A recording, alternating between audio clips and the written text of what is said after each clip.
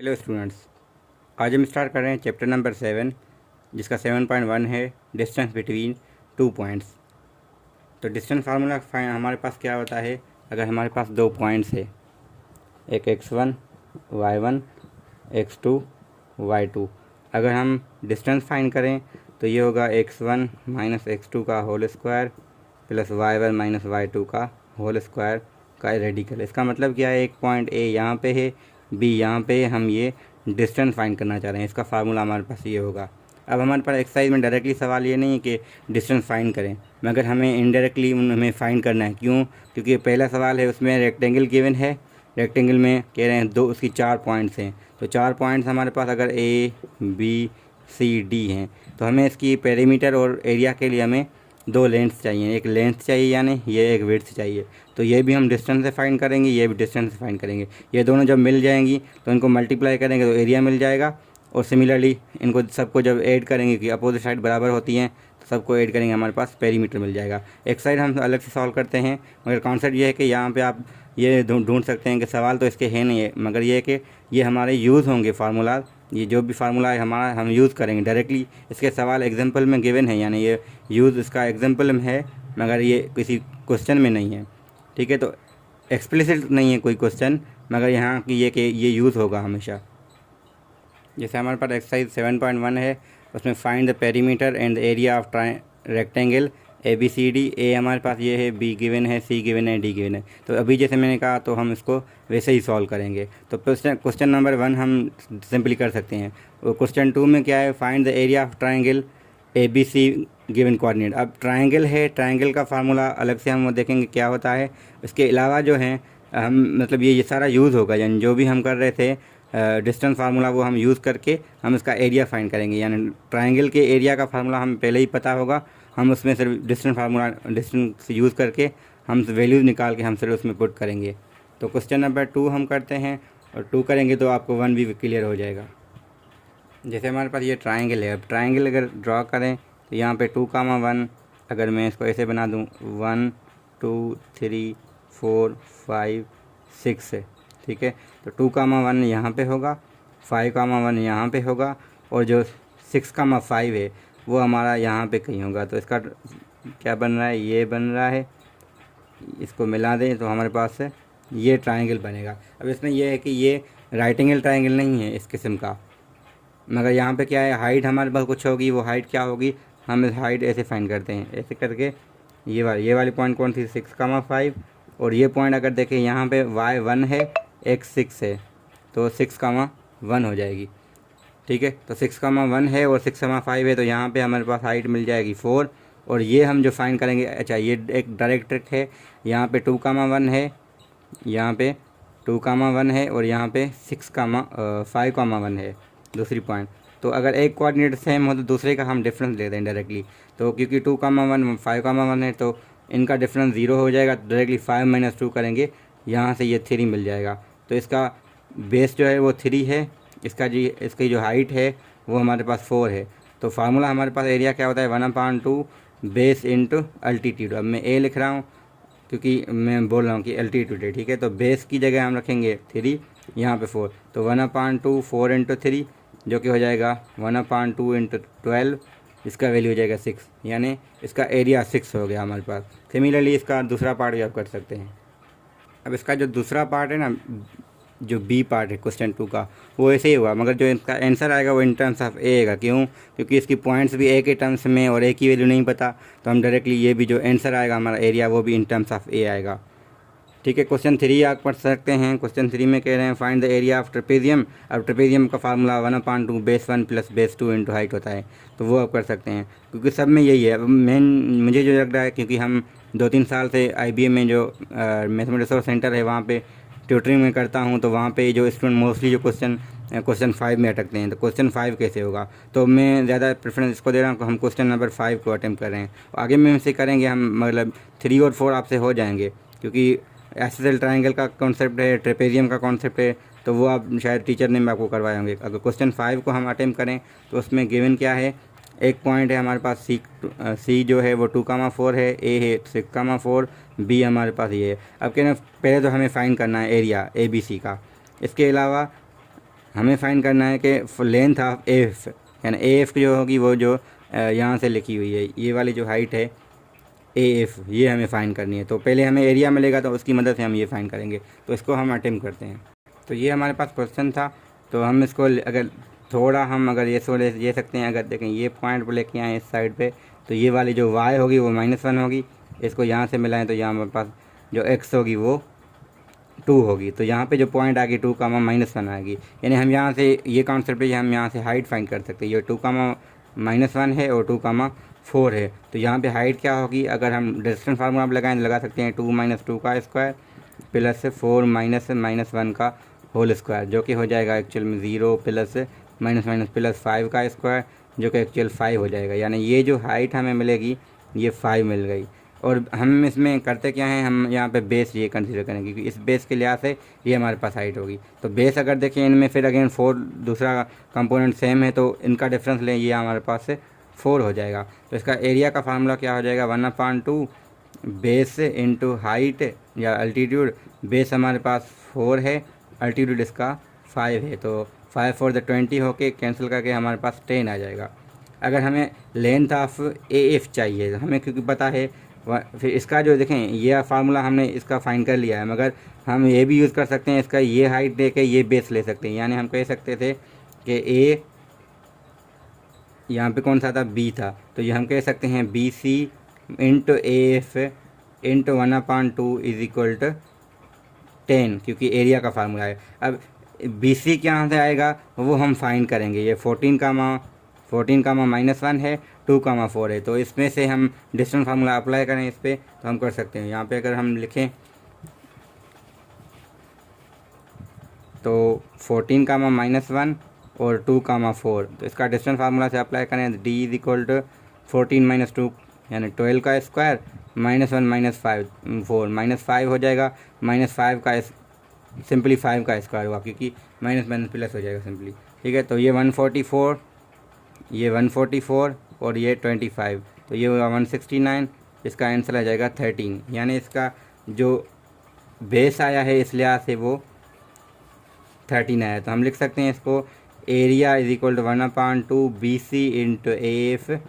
ठीक है, तो एरिया की जगह 10 रखें क्योंकि हमने कैलकुलेट किया पहले ही। 1/2 बेस की बी सी की जगह 13 रखें और ए एफ की जगह, ठीक है, तो ए एफ की जगह हम ए एफ रखेंगे क्योंकि हमें ए एफ फाइंड करना है। यहाँ पे अगर हमें ए एफ के लिए सॉल्व करें ये हो जाएगा 2 मल्टीप्लाई होगा 13 डिवाइड, तो ये हो जाएगा 20/13।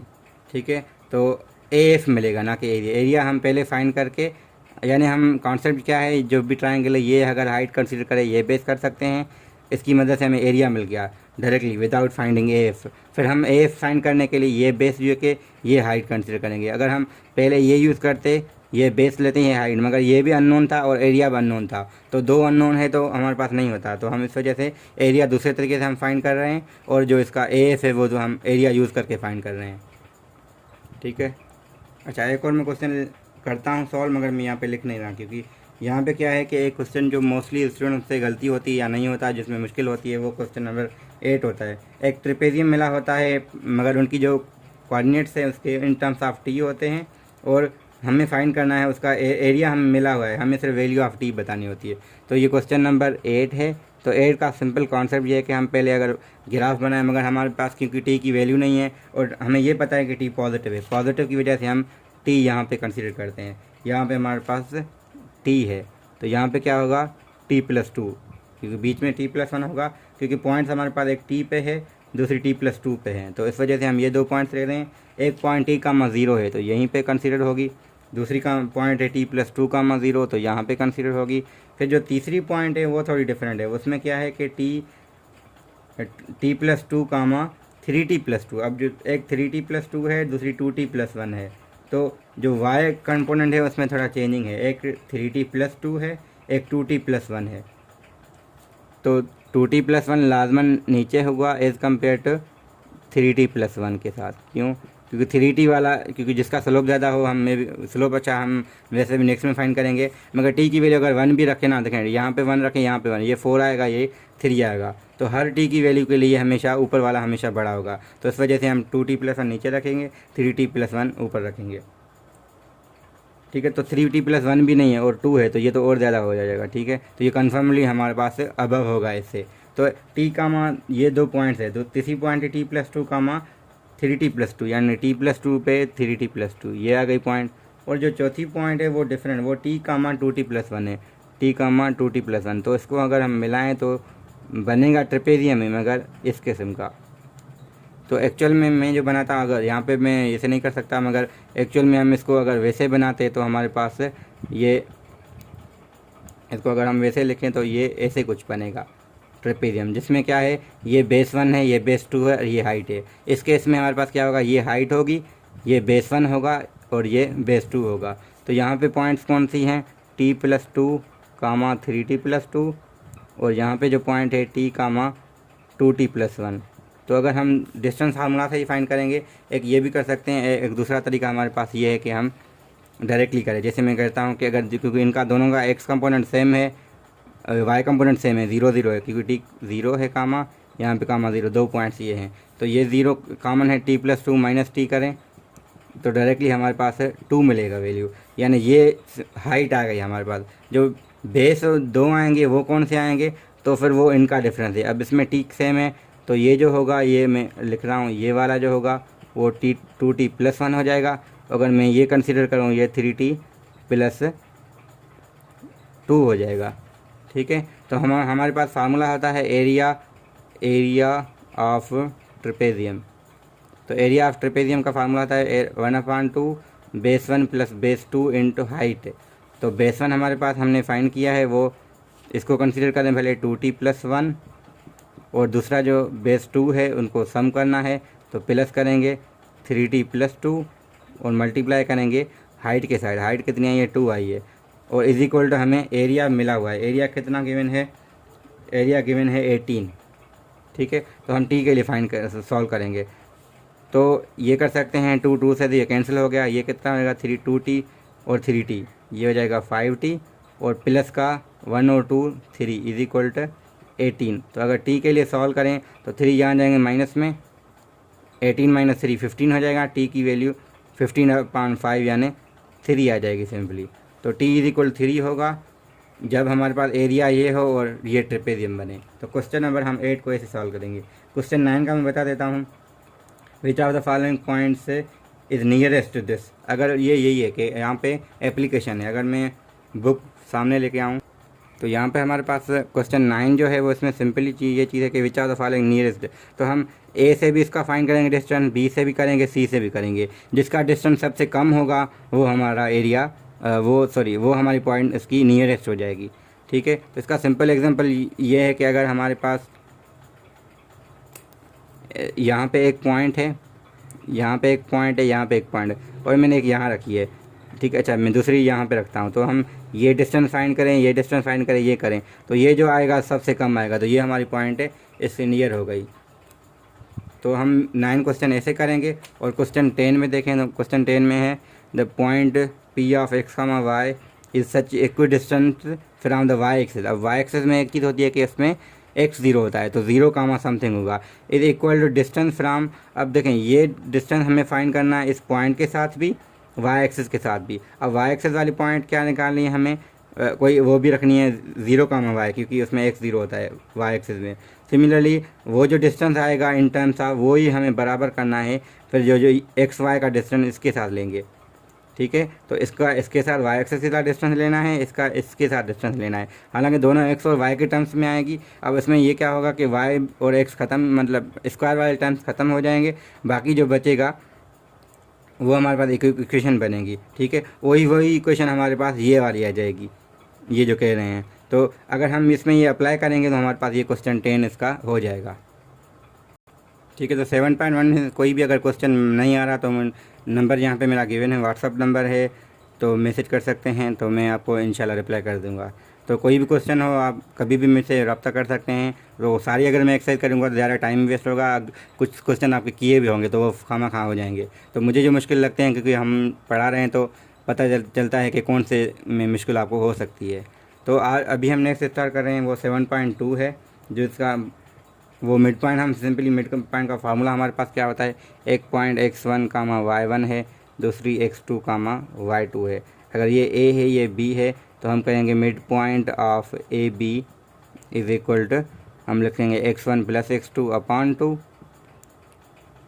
y1 plus y2 upon 2। तो सिंपल सा ये फार्मूला है। अब ये भी डायरेक्टली सवाल इसके हो सकते हैं, मगर मोस्टली क्या होगा ये यूज़ होगा। तो कहीं पे कुछ हो सकता है, कहीं पे कुछ हो सकता है, वो हम क्वेश्चन देखेंगे तो पता चलेगा कि किस किस्म के क्वेश्चन आ रहे हैं। तो फार्मूला यही है। अब इसके यूजेस बहुत सारे हो सकते हैं। तो ये कह सकते हैं कि ये 2 पॉइंट्स में एक यहाँ से नहीं दे, हमें मिड पॉइंट दे सकते हैं, तो हम वहाँ से भी कर सकते हैं। तो क्वेश्चन देखेंगे तो हमें ज़्यादा पता चलेगा। अब कॉन्सेप्ट इसका यही है कि फार्मूला यही है। अब जो एक्सरसाइज में सवाल होंगे हम उससे डील ज़्यादा करते हैं। अच्छा, इसकी वो एक और चीज़ पता होनी चाहिए, क्योंकि जो कुछ फिगर्स होती है ना वैल्यू, जैसे स्क्वायर है, रेक्टेंगल है और पैरेललोग्राम है।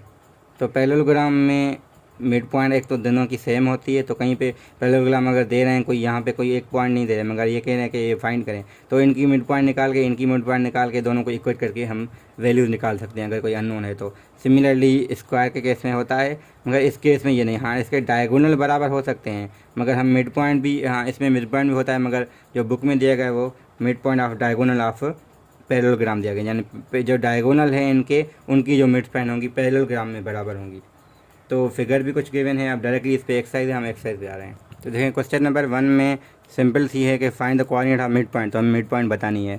तो दोनों को जैसे 4 और 6 ऐड करके डिवाइड बाई 2 करें, 5 और 9 को ऐड करके डिवाइड बाई 2 करें तो ये हो जाएगा। अब दूसरे में if M is the mid point of this joining line this and this है, तो find the value of P and Q. तो क्या करना है, इनकी मिड पॉइंट निकालनी है। क्या होगी, P minus 3 divide by 2, Q plus 7 divide by 2। और इक्वल किसके करना है, इसके। अब 2 पॉइंट्स बराबर होती हैं तो उनके करस्पॉन्डिंग कंपोनेंट्स भी बराबर होते हैं। जैसे मैं यहाँ पे ही दिखा दूँ कि जैसे ये वाला है, तो अगर ये दोनों बराबर हैं तो पहला इसके बराबर होगा, दूसरा उसके बराबर होगा। तो सिमिलरली क्वेश्चन 2 में हम यही करेंगे। क्वेश्चन 3 में क्या है, the coordinate of the point mid point of the joining point are this है। तो हमें मिड पॉइंट दी गई है, find the possible value of P and Q. Similarly वही चीज़ है, इनका मिड पॉइंट निकालें तो क्या होगा, P square plus Q square divide by 2 is equal to 5 रखेंगे, और P plus Q upon 2 is equal to 1 रखेंगे। तो मैं इस पर जोर इस वजह से दे रहा हूँ क्योंकि ये मिड पॉइंट है। तो जो कंपोनेंट यहाँ से मिड पॉइंट का आएगा वो हम इसको पहला वाला पहले के बराबर रखेंगे, दूसरा वाला दूसरे के बराबर रखेंगे। सिमिलरली क्वेश्चन नंबर 4 है, 3 पॉइंट्स हैव कोऑर्डिनेट्स। क्यों, कौन सी हैं, एक ये है, दो ये है।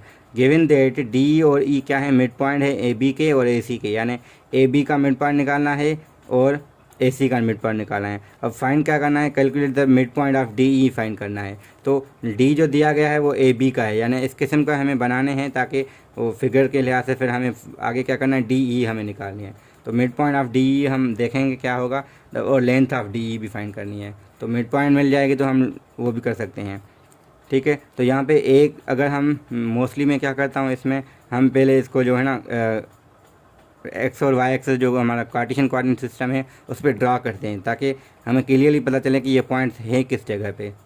तो जब फिगर्स बनाते हैं हम ज़्यादा हमें क्लियर होता है, ताकि ये एग्जैक्टली पॉइंट्स हैं कहाँ पे। तो -1, 6 है, तो -1 यहाँ पे 1 2 3 4 5, -1 -2 -3 -4 -5। अब एक पॉइंट है, हम अच्छा यहाँ पे भी लिख दें -1 -2 -3 -4 -5 1 2 3 4 5। ठीक है, तो वैल्यूज़ देख के हम उस हिसाब से बना रहे। अच्छा, यहाँ पे 6 भी आ रहा है तो 6 भी हमने कर दिया। तो यहाँ पे एक पॉइंट क्या है, -1, 6। तो -1, 6 यहाँ पे होगा, 3, 2 यहाँ पे होगा। सिमिलरली -5, -4 -5, -4 तो यहाँ पे होगा। ठीक है, तो यहाँ पे शो करने के लिए ठीक है। तो ये एक पॉइंट यहाँ पे आएगा -5, 4, एक यहाँ पे, ये 3 आए हैं। अब हमें और कह रहा है कि डी जो है वो मिड पॉइंट है ए और बी की। अब पॉइंट्स कौन सी, ये ए है, ये बी है, ये सी है। तो ए बी की मिड पॉइंट अगर हम ए बी को मिलाएं तो मिड पॉइंट यहाँ पे होगी, इसको हम कहेंगे ये डी है। और ई जो होगी वो ए सी की होगी। तो ए और सी यहाँ पे हैं, तो इनको मिलाएं तो यहाँ पे कहीं ई होगी। ठीक है, उसके अलावा हमें क्या फ़ाइंड करना है, मिड पॉइंट ऑफ, पहले डी ई फाइंड करनी है। तो डी ई क्या होगी, ये हमें इसकी मिड पॉइंट हमें चाहिए। ठीक है, तो इसकी तब फाइंड कर सकते हैं जब हमें पहले ई पता होगी, यानी ई भी पता हो, डी भी पता हो। डी कैसे मिलेगी, इन दोनों से मिलेगी। ई कहाँ से मिलेगी, इन दोनों से मिलेगी। ठीक है, तो हम ये फाइंड करते हैं। तो -1, है और -5, -4, तो -1, है और -5, -4 इनकी मिड पॉइंट निकालें तो मैं डायरेक्टली यहाँ पे लिखता हूँ -1 इन जो क्योंकि ऐड होंगे -1 -5 डिवाइड बाई 2, हालांकि ऐड हो रहे हैं माइनस की वजह से हम दोनों माइनस लिख रहे हैं, और यहाँ पे क्या होगा 6 -4 डिवाइडेड बाई 2। तो ये सिंपली मैं डायरेक्टली लिखता हूँ -3, 2 डिवाइड बाई 2 यानी 1। क्यों आ रहा है ये चीज़? इस वजह से आ रहा है क्योंकि -1 -5 -6 होगा, डिवाइड बाई 2 करेंगे -3 आ जाएगा, और 6 में से 4 जाएंगे 2 बचेंगे, 2 डिवाइड बाई 2 1 आ जाएगा। तो ये एग्जैक्टली पॉइंट आ गई हमारी -3, 1। सिमिलरली अच्छा सॉरी यहाँ पे नहीं आई ये ठीक है, तो ये हमने इन दोनों की है, ठीक है, यहाँ पे आ गई। दूसरी हम कौन सी ये वाली कर रहे हैं 3, 2 और ये वाली, तो हम यहाँ पे लिखते हैं इसको -1, 6 है, दूसरी 3, 2 है। अब इनकी मिड पॉइंट निकालें तो क्या होगी 3 और -1 डायरेक्टली मैं लिखता हूँ 3 -1 डायरेक्टली 2 हो जाएगा, 2 डिवाइड बाई 2, 6 और 2 8, 8 डिवाइड बाई 2, तो ये सिंपल हो जाएगी 1, 4। तो ये वाली जो पॉइंट है एक्चुअल में वही आ गई है 1, 4। अब मैं मिक्स में लिख लिया है यहाँ पे, इस वजह से लिखा है ताकि ये फिगर्स बनी रहे क्योंकि मिटाऊँ ना मैं। तो मिड पॉइंट जो आई हैं वो 2 मिड पॉइंट्स आई हैं, एक ये वाली आई है, एक ये वाली आई है। अगर हमें देखें ये ए पार्ट हमारा ए जो था वो मिड पॉइंट निकालना था, ठीक है। मिड पॉइंट कौन सी? इन दोनों की, ये जो वैल्यूज़ आई हैं अभी इनकी मिड पॉइंट निकालें, यानी 1 और -3 को करें तो -2 आ जाएगा, 4 और 1 को करेंगे तो 5 आ जाएगा, डिवाइड बाई 2 डिवाइड बाई 2। तो ये मिड पॉइंट आएगी इन दोनों की, यानी इसका ए पार्ट हमारे पास हो गया। बी पार्ट में इनकी लेंथ फाइंड करनी है, तो सिंपली इसमें 7.1 वाला कॉन्सेप्ट हमें डिस्टेंस फार्मूला यूज़ करना है। तो सवाल में काम थोड़ा ज़्यादा है, मगर अगर फिगर्स हम बना लें तो या इनको ड्रा कर लें पॉइंट्स को, तो हमें ज़्यादा क्लियर होगा कि एग्जैक्टली वो कहाँ पे पॉइंट्स होंगी। तो ये क्वेश्चन नंबर 4 था हमारा, ए और बी दोनों हमने पार्ट देख लिए 7.2 एक्सरसाइज की, ठीक है। तो हम ये कर सकते हैं कि देखें यहाँ पे वेल नोन पहले फिगर्स पता होने चाहिए कि रोम्बस क्या होता है, ये पैरेललोग्राम क्या होता है, तो वो थोड़ा देख लेते हैं क्योंकि वो अभी यूज़ होंगे। तो एक स्क्वायर है, स्क्वायर की अच्छा जो कुछ इंटरसेक्शन भी होती है ना वो प्रॉपर्टीज़ के लिहाज होती है। यहाँ पे जब चारों साइड बराबर हैं तो हमारे पास स्क्वायर है, जब इनको थोड़ा रिलैक्स करते हैं, नहीं हम कहते हैं ये चारों बराबर ना हो, 2 आपस में बराबर हों तो रेक्टेंगल बन जाता है। फिर हम कहते हैं यहाँ पे 90 एंगल थे, यहाँ पे 90 था, अब हम कहते हैं भले 90 एंगल ना हो मगर ये चीज़ हो, अगर 90 एंगल हो और ये चीज़ यानी 90 को हम रिलैक्स करते हैं। अब पहले हम साइड्स को रिलैक्स कर रहे थे, एंगल हमारी वही थी, अब हम एंगल्स को रिलैक्स करके साइड्स वही रख रहे हैं। अगर हम यहाँ पे एंगल्स हम चेंज करके साइड्स वही रख रहे हैं तो हमारे पास ये बनेगा जिसको हम प्रिज्म भी कहते हैं, क्योंकि ये पूरा है। असल में हम इसको ऐसे बना सकते हैं ताकि हमें पता चले, तो ये असल में इस किस्म का है। और दूसरा हमारे पास क्या होता है, इसको हम रोम्बस भी कहते हैं, ठीक है, ये रोम्बस है सिंपली। तो और एक चीज़ हमारे पास क्या होती है जिसको हम कहते हैं पैरेललोग्राम। तो रेक्टेंगल का ही दूसरा शेप होता है, मगर रेक्टेंगल में 90 एंगल होती है, यहाँ पे 90 एंगल नहीं होती। तो अपोजिट साइड दोनों में बराबर होंगी, मगर फ़र्क क्या होगा, उसमें एंगल 90 है, इस पर नहीं है। इस पर भी ये चारों साइड से बराबर हैं मगर एंगल यहाँ पे 90 है, वहाँ पे 90 नहीं है। तो क्वेश्चन नंबर जो 5 है उसमें रोम्बस की बात करें, प्रूफ दैट ये रोम्बस है। तो रोम्बस होने के लिए ये ABCD है ना, तो AB बराबर BC बराबर CD बराबर AD, अगर ये आ गया तो हैंस ABCD जो है इस रोम्बस हो जाएगा, ठीक है। तो ये कॉन्सेप्ट इसका है कि रोम्बस प्रूफ करने के लिए ये कर सकते हैं। तो क्वेश्चन 5 में ये चीज़ है। पहले पार्ट में हालांकि वो कोऑर्डिनेट्स बताने मिड पॉइंट के, मिड पॉइंट आपने अब कर चुके हैं, हम वो आप फाइंड कर सकते हैं। क्वेश्चन नंबर 6 में है 3-4 पॉइंट्स हैं हमारे पास और पैरेललोग्राम है। कैलकुलेट द, अब पैरेललोग्राम की खासियत है इनका जो डायगोनल की मिड पॉइंट होगी, इनकी जो डायगोनल की मिड पॉइंट दोनों सेम होगी। तो क्वेश्चन 6 में हमें वही यूज़ करनी है। तो दोनों की मिड पहले तो हम ड्रा करेंगे, फिर हम कहेंगे कि अच्छा मिला भी हुआ है ना पैरेललोग्राम, वो देते हैं हमेशा। कौन सा पैरेललोग्राम है, ABCD, तो AC की मिड पॉइंट और BD की मिड पॉइंट ये दोनों इक्वल होंगी, ठीक है। तो ये यानी हम कहेंगे mid point of AB is equal to mid point of CD, sorry AB नहीं AC और BD, तो ये दोनों इक्वल करके आप वैल्यू निकाल सकते हैं। तो क्वेश्चन 7 में है 4 पॉइंट्स हमारे पास हैं, show that ABC is a parallelogram. तो पैरेललोग्राम शो करने के लिए हम ये कर सकते हैं कि एक तो उनकी मिड पॉइंट्स बराबर हैं, एक कॉन्सेप्ट ये भी है। तो क्योंकि हम सेक्शन मिड पॉइंट वाला कर रहे हैं, तो आपको करना भी फ़िलहाल वही है कि आप ये करें कि इनकी मिड पॉइंट निकालें, मिड पॉइंट इनकी बराबर आनी चाहिए। और दूसरे में कहना calculate the length of A C and B D is A B C D is rectangle, क्या रेक्टेंगल भी है, तो ए सी और हम इसकी करेंगे तो हम पता चलेगा कि अगर अपोजिट साइड बराबर हैं तो इसकी ये रेक्टेंगल भी बन जाएगा। और अभी यहाँ पे एक्सरसाइज हमारी पूरी हो रही है, इसमें कुछ क्योंकि क्वेश्चन 7.2 में है, 10 क्वेश्चन हमारे 10 या 11 क्वेश्चन हमारे थे, 10 क्वेश्चन थे हमारे पास, 10 थे हमारे 7.1 में, तो 7.1 और 2 हमने साथ में कर दिए। इंशाल्लाह नेक्स्ट में हम 7.3 भी करेंगे और 7.4 भी इंशाल्लाह कर देंगे, क्योंकि थोड़े कॉन्सेप्ट हैं, 1-2 पेज के कॉन्सेप्ट हैं, फिर उन पर एक्सरसाइज है। तो चैप्टर भी ये बड़ा है। पहले मैं सोच रहा था कि इस पर एक सेक्शन पे एक बनाऊँ वीडियो, मगर क्योंकि सेक्शन इसमें 8 एक्सरसाइज हैं तो 8 के लिए 8 वीडियोस बन जाते हैं, तो इस वजह से मैं 2-2 को इकट्ठे करके लिख रहा हूँ, बना रहा हूँ, ताकि हमारे वीडियोस थोड़ा कम हो और टाइम हम ज़्यादा मैनेज कर पाएँ, क्योंकि अलग अलग बनाने में थोड़ा मुश्किल ज़्यादा होती है। तो आगे कोई भी क्वेश्चन हो आप पूछ सकते हैं। अब चैप्टर 7 मैंने स्टार्ट किया है, फ़िलहाल मैं इसको कंटिन्यू करूँगा। अब एग्जैक्टली मुझे याद नहीं है, मैं उसका देखूँगा। अगर आपको कोई अगर क्वेश्चन 8 कह रहे हैं, क्वेश्चन 9 कहे, जो कहें मैं उस पर बना दूँगा, क्योंकि वैसे आगे मैं सीक्वेंस अपनी वो उस पर सेट कर दूँगा। फ़िलहाल आप एग्ज़ाम के लिहाज से मैं वो चैप्टर को कंसिडर कर रहा हूँ जो आपको ज़्यादा नीड है जिसकी। तो जो भी क्वेश्चन हो आप मुझसे व्हाट्सएप पे पूछ सकते हैं। मैं फ़िलहाल मैं फ्री हूँ, क्योंकि मैं मास्टर्स के क्लासेस शुरू होंगे तो मैं ज़्यादा बिजी हो जाऊँगा। तो कोशिश करेंगे इसी वीक में कोई क्वेश्चन हो तो वो पूछ लें। Thank you.